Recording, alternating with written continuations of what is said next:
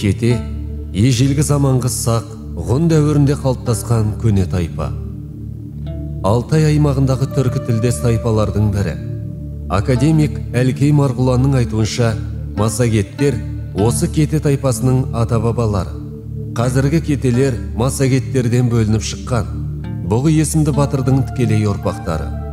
Бұғы батырдан Құба жырау, одан Кет бұғы, Кер бұғы екі баласы болған. Бабалары көк тәңірге табынған. Бұғы батырдың ұрпағы өздері мекен еткен жаз жайлауы болған ата қонысы Кет өзені мекеніне байланысты кетелер болып атана бастаған. Кіші жүз Алшын тайпасының құрамындағы Қаракесек тайпалар одағына жататын 6 тайпаның бірі болып саналады. Халық арасында кең таралған ауыз әдебиетінде Қаракесек тайпалық бірлестігінің түп атасы Байсары кете атанған деген.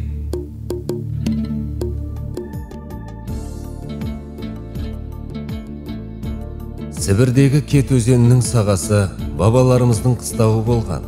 Ал шығысы жаз жайлауы Керлеуіт өзенінің шығыс аймағы болған.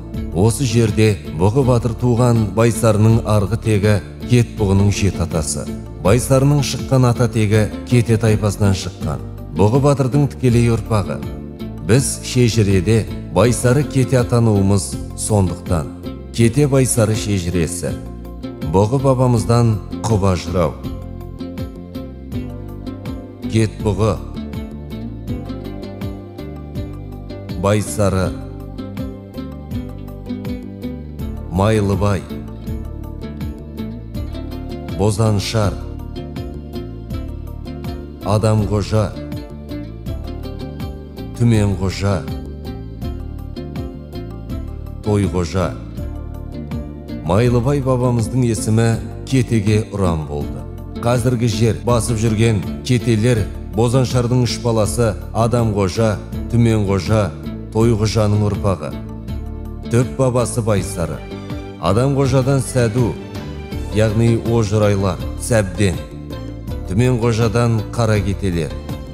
Тойқожадан Ақ кетелер атанған 3 таңбалы кетелер осылар. Тарихи дерек